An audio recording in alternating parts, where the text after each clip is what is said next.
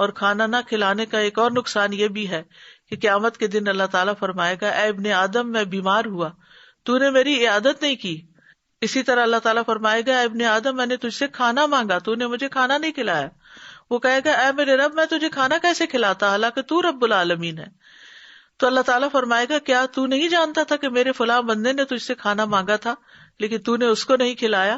کیا تو نہیں جانتا تھا کہ اگر تو اس کو کھلاتا تو مجھے اس کے پاس پاتا؟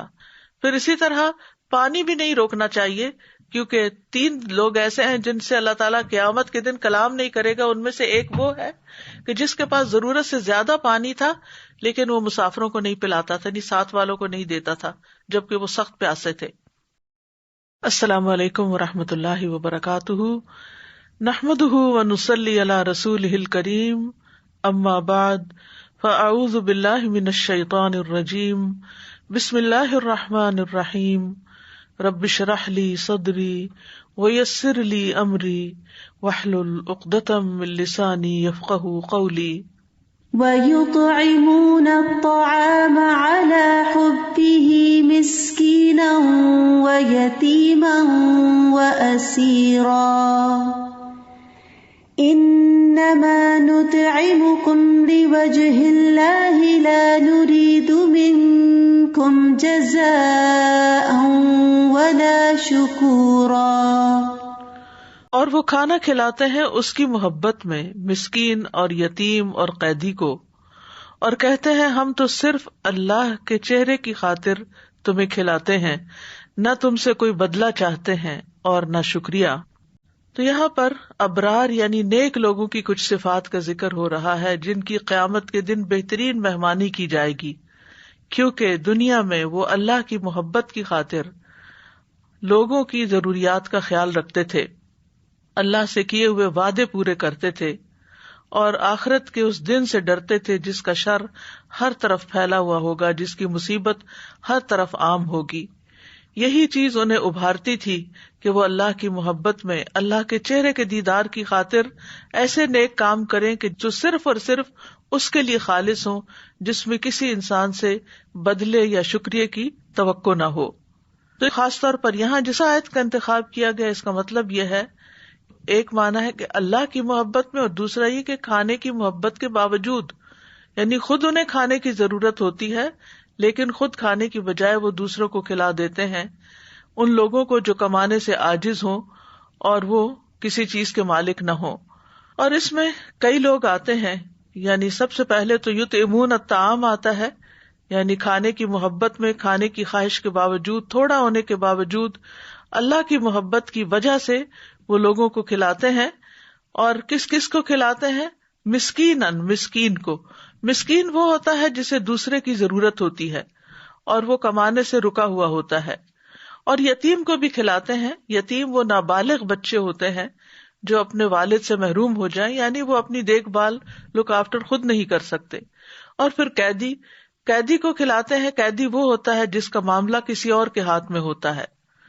اور یہ سورت مکی سورت ہے جس کی یہ آیات آپ کے سامنے پڑھی گئی ہیں، یہ ساری کی ساری مسلمانوں کی قوت پکڑنے سے پہلے کے دور کی ہیں. اور قیدی کے بارے میں یہ اقوال بھی پائے جاتے ہیں کہ اس سے مراد مسلمان قیدی ہیں، یہ بھی معنی کیا جاتا ہے کہ اس سے مراد غلام ہیں، اور یہ بھی ہے کہ وہ مسلمان جو مشرکین کے قیدی ہیں، یعنی مشرکوں کے پاس قید کر دیے گئے ہیں.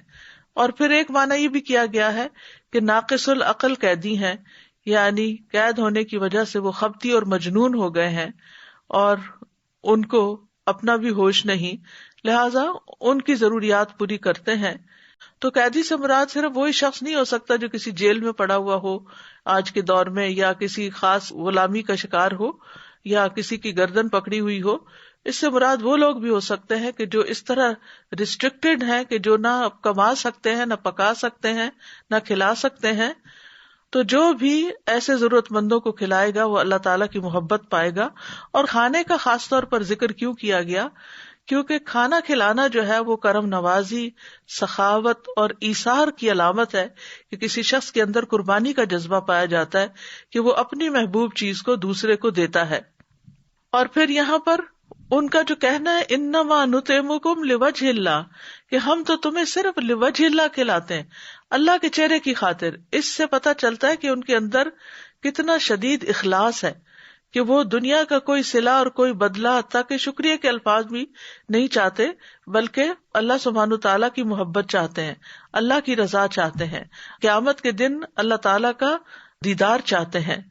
لا نرید منکم جزاء ولا شکورا، ہم تم سے کوئی بدلہ اور شکریہ نہیں چاہتے، مطلب یہ ہے کہ ہم تو اللہ سے بدلہ چاہتے ہیں، کیونکہ اللہ تعالیٰ جو بدلہ دے سکتا ہے وہ بدلہ تو کوئی اور دے ہی نہیں سکتا۔ یعنی یہ وہ لوگ ہیں جو لوگوں سے تعریف نہیں چاہتے، لوگوں سے ایکنالجمنٹ نہیں چاہتے، لوگوں سے بدلہ نہیں چاہتے، اور نہ یہ چاہتے ہیں کہ کوئی اس پہ تعریف کرے۔ جیسے بعض خواتین کی عادت ہوتی ہے کہ کھانا پکایا اگر کھانے والے تعریف نہ کریں تو وہ اس پر مائنڈ کر جاتی ہیں، اور اسی وجہ سے ہم دیکھتے ہیں کہ جو ہی کھانے کی ٹیبل پر لوگ مہمان بیٹھتے ہیں تو وہ عموماً پسند ہو یا نا پسند ہو پکانے والے کی یا گھر والے کی تعریف کرنا شروع کر دیتے ہیں، کیونکہ اس تعریف کے سبھی کے کان منتظر ہوتے ہیں۔ لیکن جو خالص لوجہ اللہ کہلاتا ہے اس کو اس تعریف سے بھی گھبراہٹ ہوتی ہے، وہ تعریف بھی نہیں چاہتا، کیونکہ جو اللہ کے مخلص بندے ہوتے ہیں وہ اللہ کے علاوہ کسی اور کی قدردانی کے محتاج نہیں ہوتے، اور یہی ان کے اخلاص کی سچائی ہوتی ہے۔ اور اسی طرح وہ یہ بھی نہیں کہتے کہ آپ ہمارے لیے دعا کریں، کیونکہ دعا بھی احسان کے بدلے کی ایک قسم ہے، لیکن اس کا یہ مطلب نہیں کہ تعریف کرنی نہیں چاہیے یا شکریہ ادا نہیں کرنا چاہیے یا یہ کہ دعا نہیں دینی چاہیے۔ جو ریسیپینٹ ہے اس کو یہ تمام کام کرنے چاہیے، اس کو شکریہ بھی ادا کرنا چاہیے، جزاک اللہ بھی کہنا چاہیے، اور کسی نہ کسی شکل میں اس احسان کا بدلہ بھی دینا چاہیے۔ لیکن اگر کوئی نہ دے سکتا ہو تو پھر اس پر کوئی حرف نہیں۔ تو اللہ سبحانہ تعالیٰ ان کے دلوں کے حال کی تعریف کر رہے ہیں، یعنی صرف ان کی تعریف نہیں بلکہ ان کے دلوں کا حال بیان کر رہے ہیں کہ ان کے دل میں کیا ہے۔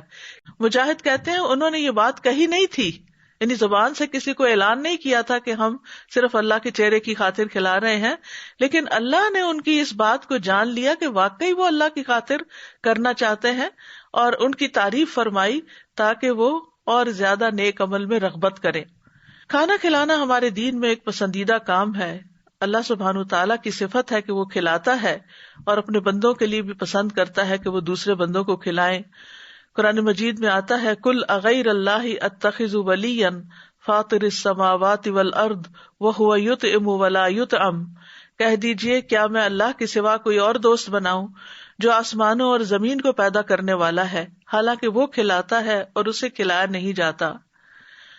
ابراہیم علیہ السلام نے اپنے رب کی جو تعریف کی تھی وہ کیا تھی؟ الذی خلقنی فہو یہدینی والذی هو یطعمنی ویسقینی، وہ جس نے مجھے پیدا کیا پھر وہی مجھے راستہ دکھاتا ہے، وہی ہے جو مجھے کھلاتا ہے اور جو مجھے پلاتا ہے، یعنی رب وہ ہے جو کھلاتا اور پلاتا ہے۔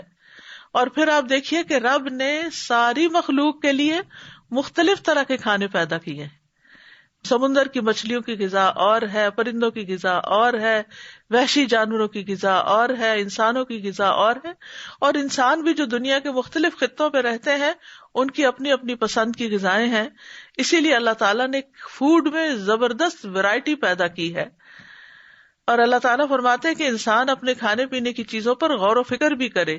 فَلْيَنظُرِ الْإِنسَانُ إِلَىٰ طَعَامِهِ أَنَّا صَبَبْنَا الْمَاءَ صَبًّا ثُمَّ شَقَقْنَا الْأَرْضَ شَقًّا فَأَنبَتْنَا فِيهَا حَبًّا وَعِنَبًا وَقَضْبًا وَزَيْتُونًا وَنَخْلًا وَحَدَائِقَ غُلْبًا وَفَاكِهَةً وَأَبًّا مَتَاعًا لَكُمْ وَلِأَنْعَامِكُمْ۔ انسان کو چاہیے کہ وہ اپنے کھانے کی طرف دیکھے۔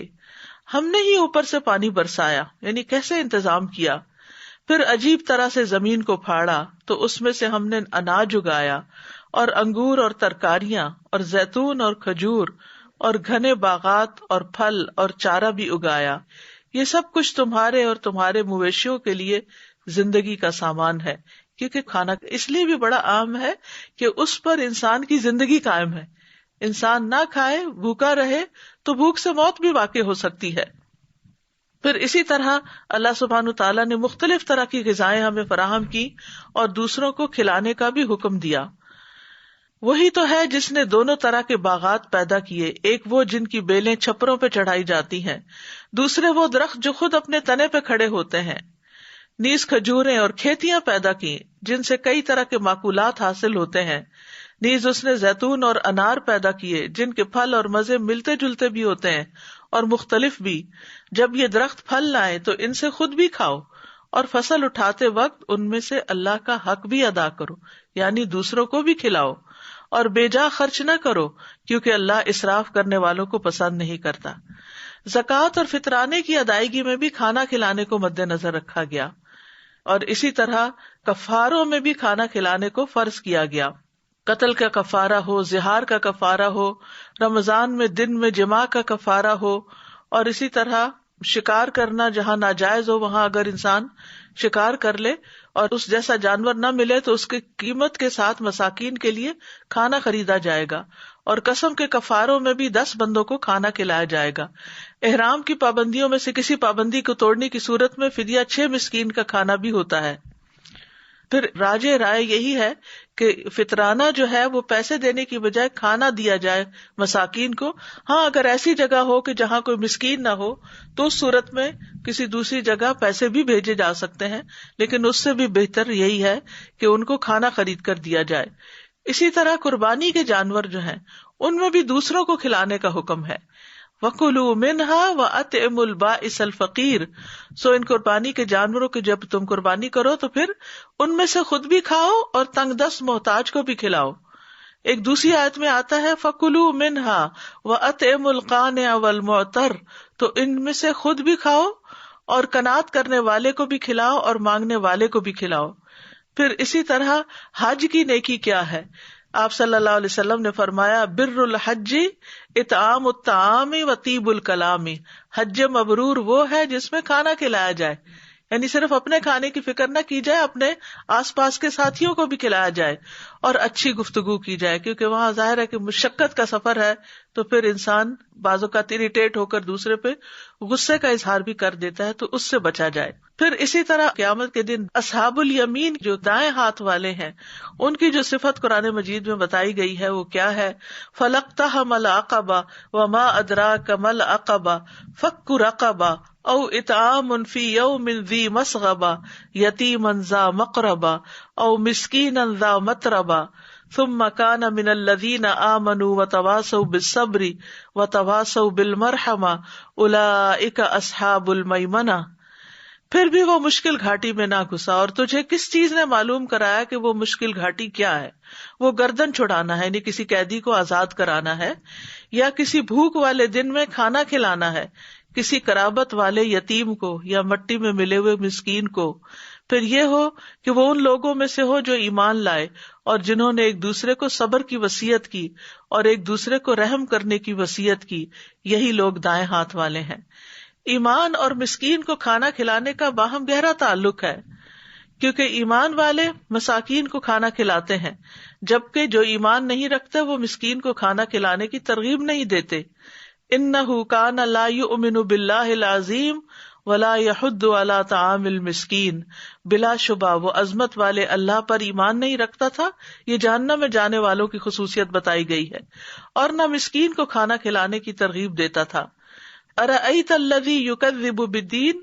کیا آپ نے دیکھا اس شخص کو جو دین کو جھٹلاتا نہیں، جس کا ایمان کوئی نہیں؟ فذلک الذی یدعو الیتیم. یہ وہ شخص ہے جو یتیم کو دھکے دیتا ہے. ولا یحض علی طعام المسکین. اور مسکین کو کھانا کھلانے کی ترغیب نہیں دیتا. ابو درداء اپنی بیوی کو مساکین کی وجہ سے زیادہ شوربہ بنانے کی ترغیب دیتے تھے. وہ کہتے تھے ہم نے ایمان لانے کے ساتھ آدھی زنجیر اتار پھینکی ہے، یعنی جہنم والوں کو جس زنجیر میں جکڑا جائے گا، کیا ہم باقی آدھی بھی نہ اتار پھینکیں؟ اور یہ بات انہوں نے اسی آیت سے اخذ کی تھی کہ باقی کھانا کھلا کے اس زنجیر کو نکلوا دیں. عمر رضی اللہ عنہ سے روایت ہے کہ رسول اللہ صلی اللہ علیہ وسلم نے فرمایا افضل اعمال مومن کو خوشی دینا ہے. تم اس کے سطر کو ڈھانپ دو، یعنی اسے کوئی کپڑا پہناؤ، یا اس کی بھوک کو سیر کر دو، یا اس کی ضرورت پوری کر دو. اب پچھلی بات ہے تو مساکین یتیموں وغیرہ کے لیے تھی، لیکن اب کسی بھی مومن کے ساتھ کوئی اچھا معاملہ کرنا اس میں آ جاتا ہے، حتیٰ کہ اپنے گھر والوں کے ساتھ بھی. اور خواتین اس لحاظ سے بہت خوش قسمت ہیں کہ ان کے ہاتھوں کھانا پکتا ہے اور ان کے بچے کھاتے ہیں. یہ بہت بڑی نیکی ہے. یعنی مردوں کے لیے تو باہر جا کے جہاد کرنا اور بڑے بڑے کام کرنا ہے، لیکن خواتین اگر صبر کے ساتھ، خوشی کے ساتھ اپنے گھر میں خود اپنے ہاتھوں سے کھانا پکا کر خود بھی کھاتی ہیں، بچوں کو بھی کھلاتی ہیں، ہمسایہ کو بھی خیال کرتی ہیں، عزیز و رشتہ داروں کا بھی خیال کرتی ہیں، تو یہ ان کے حق میں بھی بہت بڑی نیکی ہے، کیونکہ یہ افضل اعمال میں سے ہے.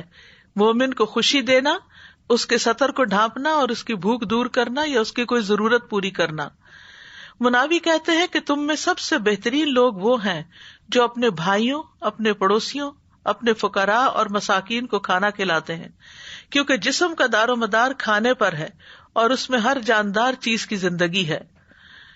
اسی طرح بھوکے کو کھانا کھلانے کا حکم ہے. نبی صلی اللہ علیہ وسلم نے فرمایا، بھوکے کو کھانا کھلاؤ، بیمار کی تیمارداری کرو اور قیدی کو رہائی دلاؤ. ایک اور جگہ پر بھی محبوب اعمال کا جو ذکر آیا، اس میں ابن عمر کہتے ہیں کہ ایک آدمی نبی صلی اللہ علیہ وسلم کے پاس آیا اور کہا، اے اللہ کے رسول، کون سے لوگ اللہ کو زیادہ محبوب ہیں اور کون سے اعمال اللہ کو زیادہ پسند ہیں؟ تو رسول اللہ صلی اللہ علیہ وسلم نے فرمایا، وہ لوگ اللہ کو زیادہ محبوب ہیں جو دوسرے لوگوں کے لیے سب سے زیادہ فائدہ مند ہو، یعنی جو دوسروں کو فائدہ پہنچائیں. اور اللہ عز و جل کے نزدیک سب سے زیادہ پسندیدہ اعمال یہ ہے، کسی مسلمان کو خوش کرنا یا کسی کی تکلیف دور کر دینا یا اس کا قرضہ ادا کر دینا اور اس سے بھوک کو دور کر دینا، یعنی کھانا کھلانا. اسی طرح ایک اور جگہ پر بہترین لوگوں کے بارے میں آتا ہے. حمزہ بن صہیب اپنے والد سے روایت کرتے ہیں کہ عمر رضی اللہ عنہ نے صہیب سے کہا، تم اچھے آدمی ہو، کاش 3 صفات تم میں نہ ہوتی. صہیب نے کہا، وہ کون سی ہیں؟ عمر رضی اللہ عنہ نے کہا، تم نے کنیت رکھی ہوئی حالانکہ تمہاری اولاد نہیں، تم عرب کی طرف منسوب ہو حالانکہ تم رومی ہو، تم کھانا کھلانے میں اسراف سے کام لیتے ہو. صہیب نے کہا، آپ کا یہ اعتراض کہ میں نے کنیت رکھی ہوئی حالانکہ میرا کوئی لڑکا نہیں، تو اس کا جواب یہ ہے کہ رسول اللہ صلی اللہ علیہ وسلم نے خود میری کنیت ابو یحییٰ رکھی تھی. آپ کا دوسرا اعتراض کہ میں نے اپنے آپ کو عربوں کی طرف منسوب کر رکھا ہے حالانکہ میں ان میں سے نہیں، رومی ہوں، تو اس کا جواب یہ ہے کہ میں قبیلہ نمر بن قاصد سے ہوں. رومیوں نے مجھے موصل سے قید کر لیا تھا، میں اس وقت نوجوان تھا اور اپنا نسب پہچانتا تھا. اور آپ کا یہ اعتراض کہ میں کھانا کھلانے میں اسراف کرتا ہوں، یعنی کھانا زیادہ کھلاتا ہوں، تو میں نے خود رسول اللہ صلی اللہ علیہ وسلم کو فرماتے ہوئے سنا، تم میں سے بہترین شخص وہ ہے جو کھانا کھلائے. پھر اسی طرح ہر جگر والے کو کھلانے پلانے پہ اجر، چاہے وہ انسان ہو، چاہے وہ حیوان ہو، کوئی بھی مخلوق ہو. عبداللہ بن عمر رضی اللہ عنہ سے مروی ہے کہ ایک شخص رسول اللہ صلی اللہ علیہ وسلم کی خدمت میں حاضر ہوا اور عرض کیا کہ میں اپنے حوض میں پانی کھینچ رہا ہوتا ہوں، یہاں تک کہ جب میں اسے اپنے اونٹ کے لیے بھر لیتا ہوں تو کسی اور کا اونٹ آ جاتا ہے، میں اسے بھی پانی پلا دیتا ہوں، تو کیا اس پہ مجھے کچھ اجر ملے گا؟ تو رسول اللہ صلی اللہ علیہ وسلم نے فرمایا، بے شک ہر پیاسی جان کے ساتھ ہمدردی کرنے کا اجر ہے، یعنی ہر ایک جو ضرورت مند ہے اس کے ساتھ، یعنی کوئی بھی ہو، چاہے اونٹی ہو یا انسان ہو یا کوئی بھی.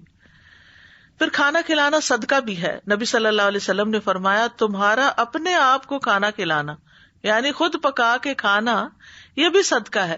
تمہارا اپنے بیٹے کو کھلانا تمہارے لیے صدقہ ہے. تمہارا اپنی بیوی کو کھلانا تمہارے لیے صدقہ ہے. تمہارا اپنے خادم کو کھلانا تمہارے لیے صدقہ ہے. یعنی انسان کسی کو بھی کھانا کھلائے، چاہے اپنے گھر والوں کو کھلائے، تو وہ بھی اس کے لیے ثواب کا باعث ہوتا ہے. کھانا اللہ کے پاس ذخیرہ ہوتا ہے اور بہت بڑا ہو جاتا ہے. حضرت عائشہ سے مروی ہے کہ رسول اللہ صلی اللہ علیہ وسلم نے فرمایا، بے شک اللہ تم میں سے ہر ایک کی کھجور اور لقمے کو، یعنی کھانے کا لقمہ، اس طرح بڑھاتا ہے، یعنی جب وہ لقمہ تم کسی کو کھلاتے ہو تو اس کو اتنا گرو کرتا ہے جیسے تم میں سے کوئی آدمی اپنے گھوڑے کے بچھیرے کو بڑھاتا ہے، یہاں تک کہ وہ احد پہاڑ کے برابر ہو جاتا ہے. حتیٰ کہ معمولی چیز کھلانے پر بھی اجر ہے. رسول اللہ صلی اللہ علیہ وسلم نے فرمایا، اپنے اور آگ کے درمیان میں آڑ بناؤ، اپنے اور آگ کے بیچ میں آڑ بناؤ، خواہ ایک کھجور کے ٹکڑے سے ہی کیوں نہ، یعنی اس کو ہی صدقہ کیوں نہ کر کے. سعید بن جبیر کہتے ہیں کہ مسلمان یہ سمجھتے تھے کہ تھوڑی چیز دینے پہ ان کو اجر نہیں ملے گا، تو جب ان کے دروازے پر مسکین آ جاتا تو وہ کھجور دینے یا روٹی کا ٹکڑا دینے یا اخروٹ دینے کو قلیل سمجھتے تھے کہ یہ تو چھوٹی سی چیز ہے، یہ کیا دینا، اور وہ سائل کو ایسے ہی واپس کر دیتے تھے اور کہتے تھے کہ کچھ نہیں، ہمیں صرف اسی چیز کے صدقہ کرنے پر اجر دیا جاتا ہے جو ہم خود پسند کرتے ہیں. پس اللہ کا یہ فرمان نازل ہوا فَمَن يَعْمَلْ مِثْقَالَ ذَرَّةٍ خَيْرًا يَرَهُ، پس اللہ نے ان کو نیکی کے قلیل عمل کرنے پر بھی رغبت دلائی کہ وہ یہ عمل بھی کر سکتے ہیں، کیونکہ ہو سکتا ہے یہی زیادہ کر دیا جائے، یعنی وہ ایک لقمہ ہی یا ایک کھجور ہی تمہارے لیے بڑھا کے احد پہاڑ برابر کر دی جائے، تو اس لیے چھوٹی چیز کو بھی حقیر نہ سمجھو۔ بہت دفعہ ایسا ہوتا ہے نا کہ کوئی تو ضرورت مند ہوتا ہے اور ہم شرما جاتے ہیں کہ یہ بھی کوئی دینے کی چیز ہے، حالانکہ ہو سکتا ہے دوسرے کو اسی چیز سے ہی فائدہ ہو جائے۔ پھر اسی طرح کھانے میں دوسروں کو شامل کر لینے سے برکت ہو جاتی ہے۔ وحشی بن حرب اپنے والد اور دادا سے روایت کرتے ہیں، ایک مرتبہ ایک شخص نے نبی صلی اللہ علیہ وسلم سے کہا، ہم کھانا تو کھاتے ہیں لیکن ہم سیر نہیں ہوتے۔ آپ نے فرمایا، شاید تم الگ الگ کھاتے ہو، اپنے کھانے پہ جمع ہو جایا کرو، یعنی اکٹھے بیٹھ کے کھایا کرو، اور کھانے کے وقت اللہ کا نام لیا کرو، وہ تمہارے لیے اس کھانے میں برکت ڈال دے گا، یعنی بسم اللہ پڑھ کے کھاؤ تو تھوڑا بھی پورا ہو جائے گا۔ حسن بن علی سے مروی ہے کہ بھلائی اس گھر کی طرف سب سے تیزی سے جاتی ہے جس میں کھانا کھلایا جاتا ہے، یعنی اس گھر میں خیر و برکت ہو جاتی ہے جس میں کھانا کھلایا جاتا ہے، چھری سے لے کر اونٹ کی کوہان تک، یعنی ہر طرف بھلائی اور خیر نازل ہوتی ہے۔ چھری سب سے چھوٹی چیز ہے اور اونٹ کی کوہان سب سے اونچی چیز ہے، چھری میں بھی برکت اور اونٹ کی کوہان میں بھی برکت۔ پھر اسی طرح یہ ہے کہ کھانے میں پڑوسی کو شامل کرنا چاہیے۔ ابو ذر سے مروی ہے، وہ کہتے ہیں، مجھے میرے خلیل نے 3 باتوں کی وصیت فرمائی کہ بات سنو اور اطاعت کرو، اگرچہ کٹے ہوئے اعضاء والا غلام حکمران کیوں نہ ہو۔ نمبر 2، جب سالن بناؤ تو اس کا پانی بڑھا لیا کرو، پھر اپنے ہمسائے میں رہنے والوں کو دیکھو اور بھلے طریقے سے ان تک پہنچاؤ۔ نمبر 3، اور نماز وقت پر ادا کرو، اور اگر امام کو پاؤ کہ وہ نماز پڑھ چکا ہے تو تمہاری ہو ہی چکی، ورنہ اس کے ساتھ پڑھ لو تو یہ نفلی ہو جائے گی، یعنی جس نے نماز پڑھ بھی لی ہے کوئی پیچھے سے اور آتا ہے تو اس کے ساتھ بھی کھڑے ہو جاؤ، تمہارے نفل ہو جائیں گے۔ پھر پڑوسی کو چھوڑ کر خود سیراب نہ ہو۔ محمد بن مسلمہ روایت کرتے ہیں، میں نے رسول اللہ صلی اللہ علیہ وسلم کو یہ فرماتے ہوئے سنا کہ کوئی شخص اپنے پڑوسی کو چھوڑ کر خود سیراب نہ ہوتا پھرے، یعنی وہ اس کو بھوکا نہ چھوڑ دے یا اس کو ضرورت کے ساتھ نہ چھوڑ دے اور صرف اپنی فکر نہ کرے، وہ شخص مومن نہیں جس کا ہمسایہ بھوکا ہو۔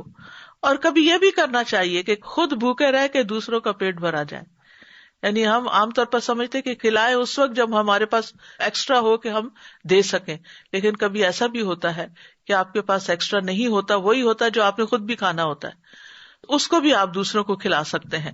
جس کا مشہور واقعہ وہ اس صحابی کا ہے کہ جب نبی صلی اللہ علیہ وسلم کے پاس ایک مہمان آیا تو آپ نے سب ازواج کے پاس کہلا کے بھیجا کہ کون اس کو کھانا کھلائے گا، تو کسی گھر سے کچھ بھی نہ نکلا، تو ایک انصاری کہنے لگے میں اس کو اپنے ساتھ لے جاتا ہوں۔ بہرحال وہ گھر گئے تو ان کے گھر میں بس اتنا کھانا تھا، یا خود کھاتے یا مہمان کھاتا۔ انہوں نے بتی بجھا دی اور یوں شو کیا جیسے ہم خود بھی کھا رہے ہیں، اور مہمان کو کھانا کھلا دیا، اور بچے بھی بھوکے سو گئے اور خود بھی بھوکے سوئے۔ تو اللہ سبحانہ تعالیٰ ان کے حق میں راضی ہو گیا اور اللہ تعالیٰ ان کے اوپر ہنس پڑا۔ حدیث میں آتا ہے کہ نبی صلی اللہ علیہ وسلم کی خدمت میں جب صبح وہ آئے تو آپ نے فرمایا تم دونوں میاں بیوی کے نیک عمل پر اللہ تعالیٰ رات کو ہنس پڑا، یا یہ فرمایا کہ اس کو پسند کیا۔ اور پھر یہ آیت نازل فرمائی وَيُؤْثِرُونَ عَلَىٰ أَنفُسِهِمْ وَلَوْ كَانَ بِهِمْ خَصَاصَةٌ وَمَن يُوقَ شُحَّ نَفْسِهِ فَأُولَٰئِكَ هُمُ الْمُفْلِحُونَ۔ اور وہ انصار ترجیح دیتے ہیں اپنے نفسوں پر دوسرے غریب صحابہ کو، اگرچہ خود بھی فاقے میں ہوں، اور جو اپنی طبیعت کے بخل سے محفوظ رکھا گیا سو ایسے ہی لوگ فلاح پانے والے ہیں۔ پھر یہ ہے کہ مسکین کو کبھی خالی ہاتھ نہیں لوٹانا چاہیے۔ آپ نے فرمایا کہ کچھ نہ کچھ رکھ دیا کرو، خواہ جلا ہوا کھوری کیوں نہ ہو۔ پھر اسی طرح کھانا کھلانا جنت واجب کر دینے والا عمل ہے۔ ہانی بن یزید نے نبی صلی اللہ علیہ وسلم سے پوچھا مجھے کوئی ایسی چیز بتا دے جس سے میرے لیے جنت لازم ہو جائے، مجھے جنت میں جانا ہے۔ آپ نے فرمایا اچھا کلام اور کھانا کھلانے کو لازم پکڑ لو، یعنی دوسروں سے بات اچھی طرح کرو اور کھانا کھلانا پکا کر لو۔ پھر جنت کے خوبصورت بالا خانے ملنا۔ علی رضی اللہ عنہ سے مروی ہے، وہ کہتے ہیں کہ رسول اللہ صلی اللہ علیہ وسلم نے فرمایا یقیناً جنت میں ایسے بالا خانے بھی ہیں جن کا اندرونی حصہ باہر سے نظر آتا ہے اور باہر کا حصہ اندر سے نظر آتا ہے، یعنی جیسے شیشہ لگا ہوا ہو۔ تو ایک دیہاتی نے پوچھا یا رسول اللہ صلی اللہ علیہ وسلم یہ کس کے لیے ہیں؟ آپ نے فرمایا اس شخص کے لیے جو اچھی بات کرے اور کھانا کھلائے، اور جب لوگ رات کو سو رہے ہوں تو صرف اللہ کے لیے نماز ادا کرے، یعنی تہجد وغیرہ پڑھے۔ پھر یہ جنت میں بلند درجوں والے کام ہیں۔ آپ نے فرمایا جنت کو بلند کرنے والی 3 چیزیں ہیں، نمبر 1 کھانا کھلانا، نمبر 2 سلام پھیلانا، اور نمبر 3 رات کے وقت جب لوگ سو رہے ہوں تو نماز پڑھنا۔ کھانا کھلانے کے کئی معاشرتی فوائد بھی ہیں، اس میں ایک یہ ہے کہ انسان کا نفس سے بخل اور کنجوسی نکل جاتی ہے، یعنی انسان کے نفس کا تزکیہ ہوتا ہے، اور پھر اسی طرح فقیر اور بھوکا آدمی جو ہے وہ بھی راضی ہو جاتا ہے، اور اپنے دل میں جو امیر شخص کے خلاف بغض رکھتا ہے وہ نکل جاتا ہے، یعنی اپنی صفائی بھی ہوتی ہے اور جس کو دیا جاتا ہے اس کا دل کا حال بھی اچھا ہو جاتا ہے۔ اسی طرح جو لوگ دین اسلام سے ناواقف ہیں ان میں دین پھیلانے کا ذریعہ بھی بنتا ہے، اور پھر یہ کہ آپس میں محبت بڑھتی ہے، اور اس کے برعکس قرآن مجید میں کھانا نہ کھلانے پر مذمت کی گئی ہے۔ جہنم میں لے جانے والا عمل ہے، جہنمیوں سے پوچھا جائے گا ما سلککم فی سقر، یہ کیا چیز تمہیں جہنم میں لے گئی؟ قالوا لم نک من المصلین ولم نک نطعم المسکین، وہ کہیں گے ہم نماز نہیں پڑھتے تھے یا نماز پڑھنے والوں میں سے نہیں تھے اور ہم کھانا نہیں کھلاتے تھے۔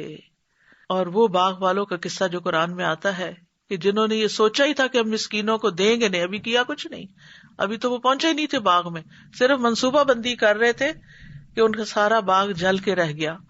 تو مسکین کو کھانا نہ کھلانے کی مذمت ہے، ولا یحض علی طعام المسکین، اور کھانا نہ کھلانے کا ایک اور نقصان یہ بھی ہے کہ قیامت کے دن اللہ تعالیٰ فرمائے گا اے ابن آدم میں بیمار ہوا، تو نے میری عیادت نہیں کی۔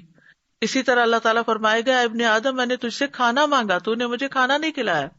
وہ کہے گا اے میرے رب میں تجھے کھانا کیسے کھلاتا حالانکہ تو رب العالمین ہے۔ تو اللہ تعالیٰ فرمائے گا کیا تو نہیں جانتا تھا کہ میرے فلاں بندے نے تجھ سے کھانا مانگا تھا لیکن تو نے اس کو نہیں کھلایا؟ کیا تو نہیں جانتا تھا کہ اگر تو اس کو کھلاتا تو مجھے اس کے پاس پاتا؟ پھر اسی طرح پانی بھی نہیں روکنا چاہیے، کیونکہ 3 لوگ ایسے ہیں جن سے اللہ تعالیٰ قیامت کے دن کلام نہیں کرے گا۔ ان میں سے ایک وہ ہے کہ جس کے پاس ضرورت سے زیادہ پانی تھا لیکن وہ مسافروں کو نہیں پلاتا تھا، یعنی ساتھ والوں کو نہیں دیتا تھا جبکہ وہ سخت پیاسے تھے۔ کھانا کھلانا انبیاء کی صفت ہے۔ ابراہیم علیہ السلام مہمان کے بغیر کھانا نہیں کھاتے تھے، نبی صلی اللہ علیہ وسلم کی سنت ہے۔ ارباز بن ساریہ کہتے ہیں کہ رسول اللہ صلی اللہ علیہ وسلم نے مجھے رمضان میں سحری کے لیے بلایا، افطار پارٹی تو بہت ہوتی ہیں لیکن آپ صلی اللہ علیہ وسلم نے سحری کھلانے کے لیے بلایا اور فرمایا آؤ مبارک کھانا کھا لو، یعنی سحری کا کھانا جو ہے برکت والا کھانا ہے۔ پھر یہ صحابہ کی سنت ہے۔ ابن عمر کے دسترخوان پر یتیم بھی حاضر ہوتا۔ ایک دن انہوں نے اپنا کھانا منگوایا اور یتیم کو بھی بلا لیا، یتیم وہاں نہیں تھا۔ جب وہ کھانے سے فارغ ہوئے تو یتیم آ گیا، کھانا منگوایا تو کھانا نہیں تھا۔ پھر ابن عمر نے بازار سے اس کے لیے ستو اور شہد منگوایا اور اس کو پیش کیا، یعنی ایک دفعہ جب بلا لیا تو پھر کچھ نہ کچھ دے کر ہی بھیجا۔ نافع کہتے ہیں کہ ابن عمر اس وقت تک کھانا نہیں کھاتے تھے جب تک ان کے ساتھ کھانے کے لیے کوئی مسکین نہ لایا جاتا، یعنی وہ اس کا اتنا اہتمام کرتے تھے۔ ایک دفعہ میں ان کے ساتھ کھانے کے لیے ایک شخص کو لایا کہ اس نے بہت زیادہ کھانا کھایا۔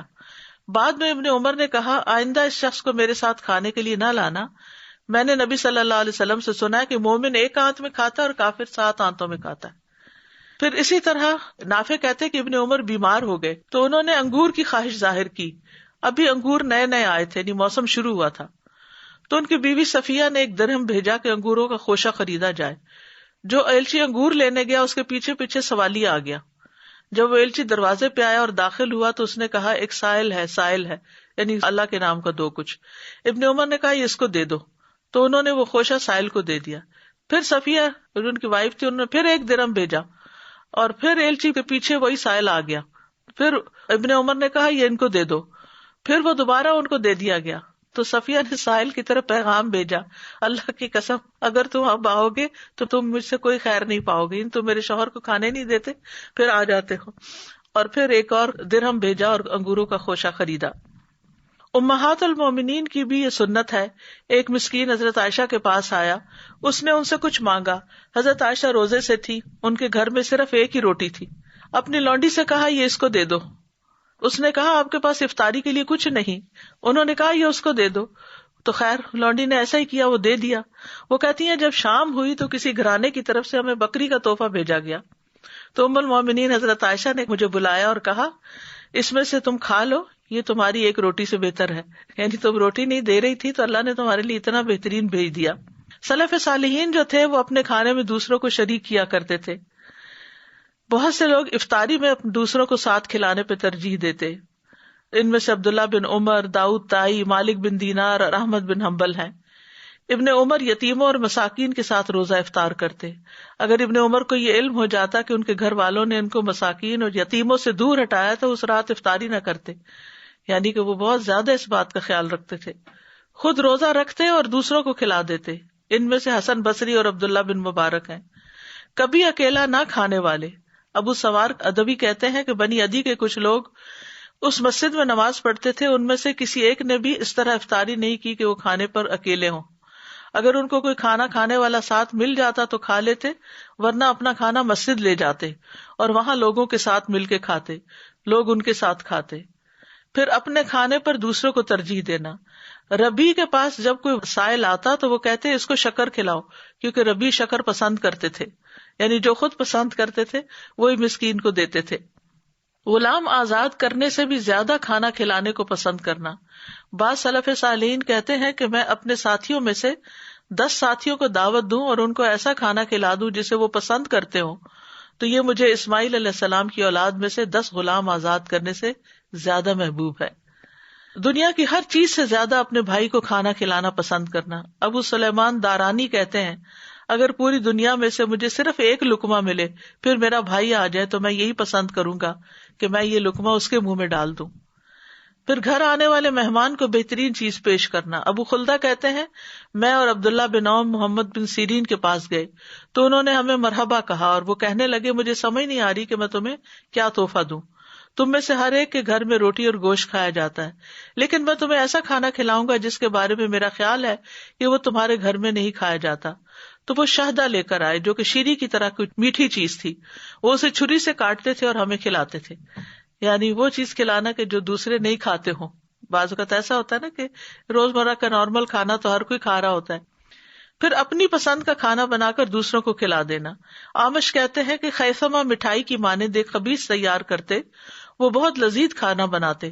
پھر وہ ابراہیم اور ہمیں بلاتے اور کہتے یہ میرا پسندیدہ کھانا ہے، تم کھاؤ، یہ میں نے تم لوگوں کے لیے تیار کیا ہے. آنے والے مہمانوں کے لیے کچھ نہ کچھ سنبھال کر رکھنا. جب حسن کے پاس ان کے بھائی آتے تو ان کے پاس جو کھانا موجود ہوتا وہ اسے اپنے بھائی کے پاس لے آتے، اور کبھی کسی سے کہتے کہ چارپائی کے نیچے سے یہ ٹوکری نکالیں. وہ اس کو نکالتے تو اس میں کھجوریں ہوتی. وہ اسے کہتے میں نے یہ کھجوریں آپ کے لیے رکھی ہوئی تھی کہ آپ کھائیں. انما نطعمکم لوجہ اللہ، ہم تمہیں صرف اللہ کے چہرے کی خاطر کھلاتے ہیں. تو یاد رکھیے کہ اللہ کے چہرے کے سوا سب کچھ فنا ہو جائے گا. اللہ سبحانہ وتعالیٰ کے چہرے کی کوئی مثال نہیں. لیس کمثلہ شیء، یعنی کسی انسان کی شکل جیسی یا کسی اور جیسی نہیں ہے اللہ تعالیٰ کی مثال. وہ اللہ ہی ہے جس جیسا کوئی اور نہیں، اور اس کے چہرے کا حجاب بھی ہے جو نور ہے. اگر وہ اسے کھول دے تو اس کے چہرے کی شعاعیں جہاں تک اس کی نگاہیں پہنچتی ہیں مخلوق کو جلا دیں، یعنی اتنا چمکدار ہے. اور پھر اللہ کے چہرے سے عظیم کوئی چیز نہیں. اعوذ بوجہ اللہ العظیم الذی لیس شیء اعظم منہ. اللہ سبحانہ وتعالی مسکراتا بھی ہے، ہنستا بھی ہے، اور مومن کی سب سے بڑی خواہش اللہ کے چہرے کا دیدار ہے، کیونکہ اس سے بڑی کوئی نعمت ہی نہیں. جنتی جب جنت میں پہنچ جائیں گے تو جنت کی ساری نعمتیں اللہ کے دیدار کے سامنے چھوٹی ہو جائیں گی. قرآن مجید میں آتا للذین احسنوا الحسنی وزیادہ. مجاہد نے اس کی تفسیر میں کہا زیادہ سے مراد اللہ کی مغفرت اور رضامندی ہے، لیکن دوسرے علماء نے اس سے مراد اللہ کے چہرے کا دیدار لیا ہے. قیامت کے دن ایمان والوں کے لیے یہ دیدار ہوگا اور دوسروں کے لیے یہ نہیں ہوگا، اور سب اللہ تعالیٰ کو اس طرح دیکھ سکیں گے کہ درمیان میں کوئی رکاوٹ نہیں ہوگی. قیامت کے دن دیدار کے بعد جنت میں اللہ کا دیدار ہوگا، اور پھر اللہ کے چہرے کو دیکھنے سے بڑھ کر کوئی چیز پیاری نہ ہوگی. ہر جمعہ یوم المزید کو اللہ کے چہرے کا دیدار ہوگا. اس لیے ہمیں اللہ کے چہرہ دیکھنے کے لیے یہ دل میں حسرت لیے ہوئے، تڑپ لیے ہوئے اس کی خاطر کام کرنا چاہیے. اور یہ اعمال کی قبولیت کی شرط بھی ہے کہ جو چیز اس کے لیے کی جائے وہی قبول ہوگی، اور اس سے ایمان کی حلاوت مٹھاس بھی ملتی ہے انسان کو. اور ہر کام اللہ کے چہرے کے لیے کرنا چاہیے. الذی یؤتی مالہ یتزکی وما لأحد عندہ من نعمت تجزی الا ابتغاء وجہ ربہ الاعلی وَلَسَوْفَ يَرْضَى، جو اپنا مال اس لیے دیتا ہے کہ پاک ہو جائے، حالانکہ اس کے ہاں کسی کا کوئی احسان نہیں کہ اس کا بدلہ دیا جائے، مگر وہ تو صرف اپنے رب کا چہرہ طلب کرنے کے لیے دیتا ہے جو سب سے بلند ہے، اور ان قریب وہ راضی ہو جائے گا. یعنی جو اللہ کے چہرے کی خاطر کوئی نیک کام کرے گا اللہ اس سے راضی ہو جائے گا. اس لیے نماز ہو یا روزہ ہو یا زکوٰۃ ہو یا صدقات ہو، کچھ بھی خرچ کریں یہ سب اللہ کے چہرے کی خاطر ہونا چاہیے. فآت ذی القربى حقه والمسکین وابن السبیل ذلک خیر للذین یریدون وجہ اللہ واولئک هم المفلحون. پس قرابت والے کو اس کا حق دو، مسکین کو اور مسافر کو، یہ ان لوگوں کے لیے بہتر ہے جو اللہ کا چہرہ چاہتے ہیں اور وہی فلاح پانے والے ہیں. اور اسی طرح جو بھی کسی کو کچھ دے، چھوٹی نیکی کرے بڑی نیکی، دل میں یہی ہو کہ میں اللہ کو دیکھنا چاہتی ہوں. چاہے قرآن پڑھنا ہو، چاہے پڑھانا ہو، چاہے ذکر کرنا ہو، چاہے لا الہ الا اللہ پڑھنا ہو، چاہے مسجدوں کی طرف جانا ہو، نیکی کے کام کرنے ہو، اللہ کی راہ میں جد و جہد کرنی ہو، اللہ کے لیے کوئی نظر ماننی ہو، صبر کرنا ہو، غصہ پینا ہو، دوسروں کو معاف کر دینا ہو، یہ سب کچھ اللہ سبحانہ تعالیٰ کا چہرہ چاہتے ہوئے ہی کرنا چاہیے، حتیٰ کہ اپنی ذمہ داریاں پوری کرنے کے لیے. اسی طرح اگر کوئی سوال کرے تو وہ بھی اللہ کے چہرے کا واسطہ دے کر جو سوال کرے اس کو دینا بھی چاہیے. یعنی کہ مانگنے والے کو اگر کوئی اللہ کے نام سے یا اللہ کے چہرے کی خاطر مانگے کہ اللہ تمہیں اپنا چہرہ دکھائے تو اس سوالی کو رد نہیں کرنا چاہیے. آپ نے فرمایا جو تم سے اللہ کے نام پر پناہ طلب کرے اس کو پناہ دو، اور جو تم سے اللہ کے چہرے کے واسطے سے سوال کرے اس کو بھی دو. اور ہمیں دعا بھی مانگنی چاہیے اللہ سے کہ اللہ ہمیں اپنا دیدار عطا کر، اور تیرے چہرے کو دیکھنے کی لذت کا سوال کرتا ہوں، اور تجھ سے ملاقات کا شوق مانگتا ہوں، بغیر اس کے کہ کسی نقصان دہ مصیبت میں پھنسوں یا کسی گمراہ کن فتنے میں مبتلا ہوں. اے اللہ ہمیں ایمان کی زینت سے مزین کر دے اور ہمیں ہدایت یافتہ لوگوں کا رہنما بنا دے. پھر اللہ کے چہرے کا وسیلہ دے کے دعا کرنی چاہیے. قعقاع بن حکیم کہتے ہیں کہ کعب الاحبار نے کہا اگر میں چند کلمات نہ پڑھتا تو یہودی مجھے گدھا بنا دیتے، یعنی اتنا جادو کرتے تھے. لوگوں نے پوچھا وہ کیا ہے؟ کعب نے کہا اعوذ بوجہ اللہ العظیم الذی لیس شیء اعظم منہ وبکلمات اللہ التامات اللتی لا یجاوزہن بر ولا فاجر وباسماء اللہ الحسنی کلہا ما علمت منہا وما لم اعلم من شر ما خلق وبرأ وذرأ. میں اللہ کے عظیم چہرے کی پناہ مانگتا ہوں جس سے عظیم کوئی اور چیز نہیں، اور اس کے مکمل کلمات کے ساتھ پناہ چاہتا ہوں جس سے کوئی نیک یا بد آگے نہیں بڑھ سکتا، اور اللہ کے تمام اسماء حسنی کے ساتھ پناہ چاہتا ہوں جن کو میں جانتا ہوں اور جن کو میں نہیں جانتا، اور اس چیز کے شر سے جس کو اللہ نے بنایا، پیدا کیا اور پھیلا دیا. بہت ہی جامع اور خوبصورت دعا ہے. اب کرنے کے کام کیا ہے؟ کرنے کے کام یہ ہے کہ ہم جو کام بھی کریں اللہ کے چہرے کی خاطر کریں، اور خاص طور پر کسی کی ضرورت پوری کرنا، چاہے وہ کھانا کھلا کے ہو، چاہے وہ کپڑا پہنا کے ہو، چاہے وہ کسی اور شکل میں ہو، کیونکہ اللہ ہی سب سے بڑھ کر ریوارڈ دینے والا ہے، اس کا بدلہ دینے والا ہے. کیونکہ کھانا پکانا، کھانا کمانا یہ کوئی آسان کام نہیں ہے. انسان کا خون پسینہ ایک ہوتا ہے، تو جو شخص محنت مشقت کر کے تکلیف اٹھا کے یہ کام کرتا ہے اور وہ اللہ کی خاطر کرے تو اس کو اس کا اجر ملتا ہے. بعض لوگ بندوں کی تعریف کی خاطر جب کرتے ہیں اور بندے تعریف نہیں کرتے تو وہ سخت فرسٹریشن کا شکار ہوتے ہیں. تو اس لیے اگر انسان کو یہ پتا ہو کہ میرے رب نے دیکھ لیا، میرے رب نے قدردانی کی، تو یہ چیز اس کے دل میں خوشی بھر دیتی ہے. پھر یہ ہے کہ ہر چیز میں اپنا چہرہ اللہ ہی کی طرف کرنا چاہیے. رسول اللہ صلی اللہ علیہ وسلم نے فرمایا اسلام کی تعریف یہ ہے کہ تم اپنے چہرے کو اللہ کے سپرد کر دو، اور پھر بہترین دین اس کا ہے. اور اس شخص سے کس کا دین بہتر ہو سکتا ہے جس نے اللہ کے سامنے اپنا سر تسلیم خم کر دیا اور وہ احسان کرنے والا بھی ہو اور یکسو ہو جانے والے ابراہیم کے طریقے کی پیروی کر رہا ہو، اس ابراہیم کی جسے اللہ نے اپنا مخلص دوست بنا لیا تھا. پھر یہ کہ اسی کی خاطر اپنی زندگی گزارنی چاہیے، ایسے لوگوں کے ساتھ مل کے جڑ کے رہنا چاہیے وَاصْبِرْ نَفْسَكَ مَعَ الَّذِينَ يَدْعُونَ رَبَّهُمْ بِالْغَدَاةِ وَالْعَشِيِّ يُرِيدُونَ وَجْهَهُ، اور اپنے آپ کو ان لوگوں کے ساتھ باندھے رکھو جو اپنے رب کو پہلے اور پچھلے پیر پکارتے ہیں، اس کا چہرہ چاہتے ہیں، اور تیری آنکھیں ان سے آگے نہ بڑھیں کہ تو دنیا کی زندگی کی زینت چاہتا ہو، اور اس شخص کا کہنا مت مان جس کے دل کو ہم نے اپنی یاد سے غافل کر دیا اور وہ اپنی خواہش کے پیچھے چلا، تو اس کا کام ہمیشہ حد سے بڑا ہوا ہے۔